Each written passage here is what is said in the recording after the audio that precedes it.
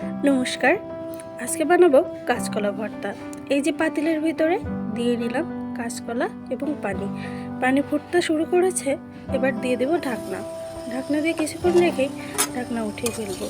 এভাবে নাড়িয়ে চাড়িয়ে দেখবো যে কাঁচকলাগুলো ভালোভাবে সিদ্ধ হয়েছে কিনা।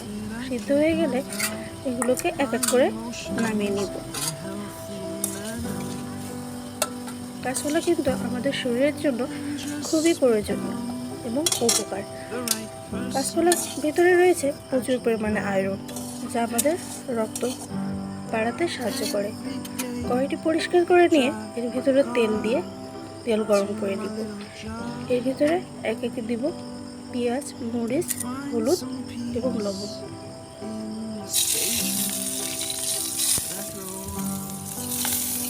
এগুলোকে ভালোভাবে নাড়িয়ে চাড়িয়ে ভেজে নিব।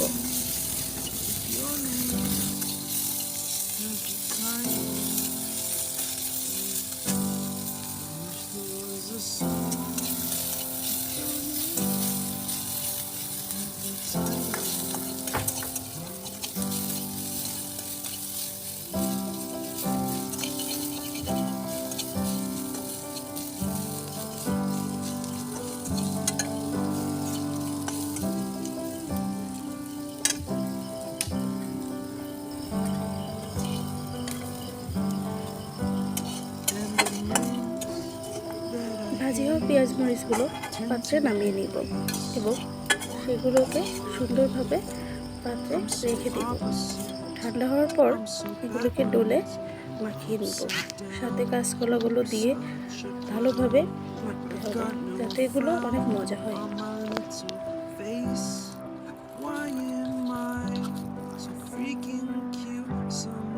সামান্য সরিষার তেল দিয়ে এটাকে আবারও মেখে নিব।